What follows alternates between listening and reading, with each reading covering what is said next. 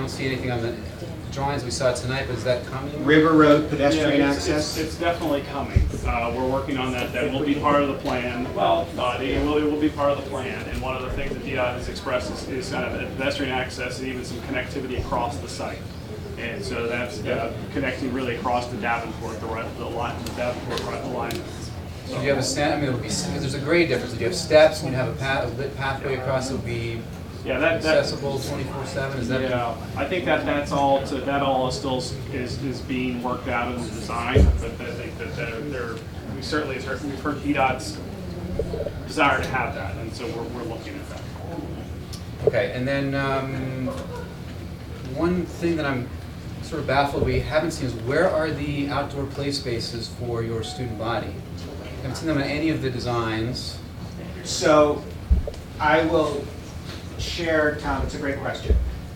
As you know, or as I think you'll probably remember, originally there was a middle school building here. We realized that it made sense both from the neighborhood perspective, but the biggest driver was from the school perspective to fold the middle school into this one building, opening up a considerable amount of green space.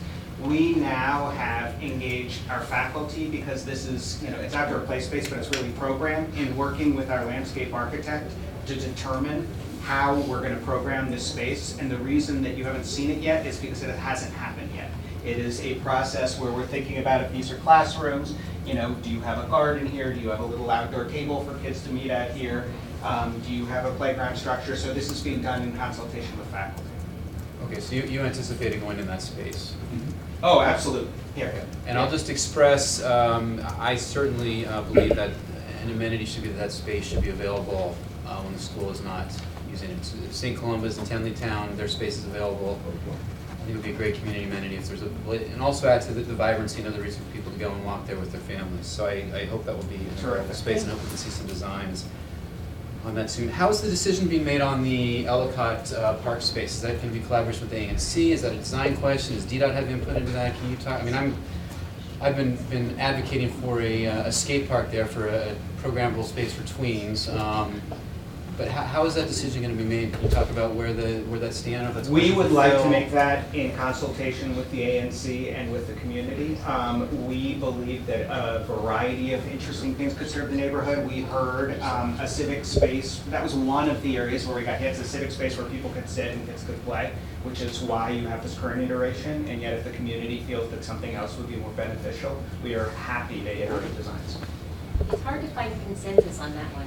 It was been our experience that's, and I don't know if we leave it to you guys to, take everybody's temperature and figure it out and then tell us. Well, I don't know how to, We didn't express a particularly strong opinion about that because we wanted to understand the Right. entire scope of what was going on on Totally. 42nd Street, Right. how the pieces were going to fit together, and where the outdoor play space. I mean, at one point. I didn't mean consensus from you guys. I meant the people, like in No, I conversation. understand that, but one of I think at one point there was discussion about a playground on the corner, some kind of outdoor play space in the corner of 42nd and Davenport, and obviously that's not happening now, but that would play into the equation of how much activity there's going to be on that stretch between Davenport and Ellicott. So I think there's a lot of moving parts, so that's still to be determined. All there were 5 proposals, I think, for that corner. They all still, there's 6, and they're all still. I think Yeah, they're all- there's also a possibility. Absolutely. All right. Well, I'll just say as a parent of an 8-year-old and a 3-year-old, I think the rocks would actually be great. My boys love climbing on rocks. We have other water features. If we can integrate a water feature in there, that would be. How old are they now? Because in 4 years. Well, I'm asking for the skate park because I have an 8-year-old, and there's nowhere in the park. There's no programmable space for tweens in this community. So I would love, and that would be great for the school. If I think a great time with the school. Quickly, I think Commissioner Benner's going to talk more about the traffic stuff. I'll just quickly mention I think the traffic plan is good. You're getting pretty close. There's maybe a little bit more room for improvement, particularly on the transit mix.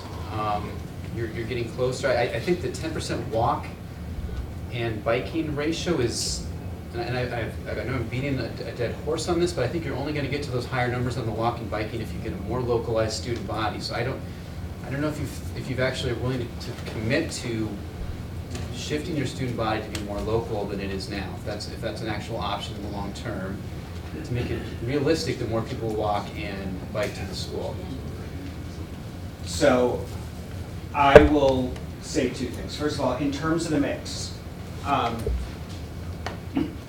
It's hard to say how it will really play out. You know, we hope that we will see who takes advantage of the shuttle. We hope to, through education, get more and more kids and families using Metro and using bus. In terms of where our students come from, the school, again, this is part of our founding and our mission, was about drawing on the diversity of Washington, D.C. And that is absolutely core to the mission of the place. And so we are delighted and do prioritize through the admissions process close in neighbors. We hope to continue to be able to draw students from a range of backgrounds because we think that that is essential to a great education.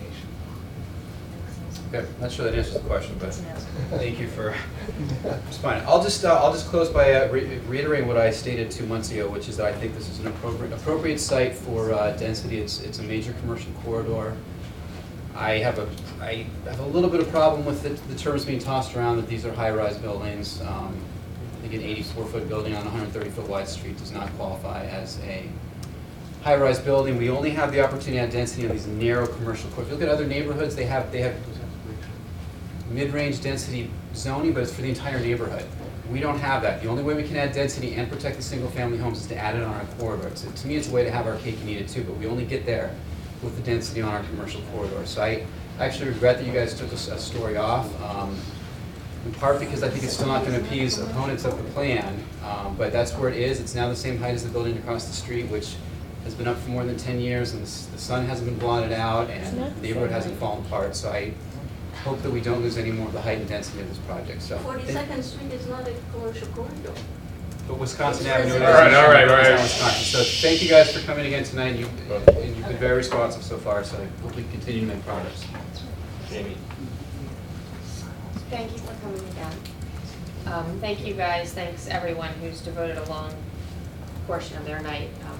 Many repeat offenders and many new faces, so it's great that people are so interested and engaged. I mean, I think the thing that I've said a couple of times at these meetings is that as the Wisconsin corridor develops, the one thing that we don't have, particularly as we add density, is green space, outdoor play spaces, and I love the idea of the steps. I'm glad you guys are thinking about some sort of a park, some sort of a place where people can congregate, because I don't know who said it, but if you want to go sit outside and talk to someone, there's really no place to do it unless you want to pay for something, right?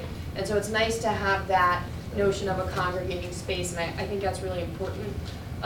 Speaking of water features, I was unfortunately in Gaithersburg this weekend, and in this really weird development that sprang up out of nowhere, and there were all these restaurants and stuff, but they had this really cool water feature that sort of was like an extra sidewalk strip that separated the outdoor eating space from the walking space. And it was just cool, and it gave this sprays nice, you when you walk over.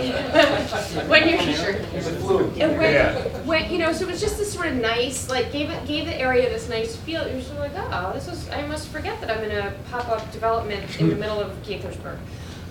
So anyway, thank you guys for that. I think your work on the traffic, you know, is a great example of how I think all of us consistently here in the community as well have pushed and pushed and pushed, and I think both in terms of the traffic planning, it's looking better, and I think also in terms of your commitment to carpooling, transit, metro, all that good stuff.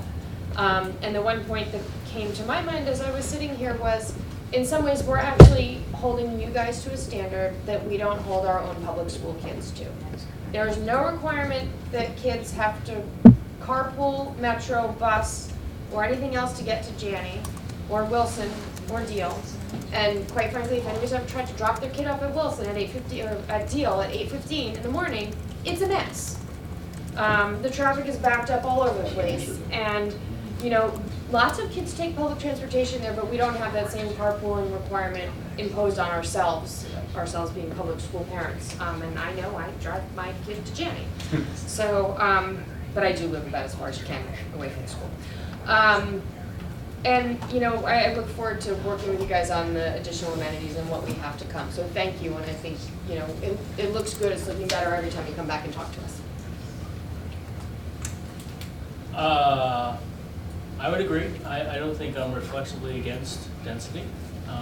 There's not a lot of density around here by design. So, yeah, we're gonna have some density, would have been up here, would have been around there, but there's not a lot of density around here. And we succeeded in that. I don't think we should have that, I think we should have a little more density. Frankly, there's lots of people who are gonna, make the density reasonable around here, so I expect that's gonna happen. The traffic, there's gonna be two things that we've consistently said. One is that density brings problems, and one of those problems is traffic. So we've consistently asked you to come up with traffic plans, a lot. I think you're on the path to a traffic plan we can think is pretty good. Hopefully everyone else will think it's pretty good in the neighborhoods. I would kind of like to see, Phil, I do kind of agree. You can articulate that a little bit more so it doesn't look monolithic. Right. I think that would help take away some of that. Otherwise, I think it's moving in a good direction. I think there should be more amenities. I'll be honest, I think I might differ a little. I think we're really short of amenities right now. But we've been focused on other things, but I think we should work on amenities and what when DAB comes. We should have a good list. Send us your ideas. Other than that, it is what it is.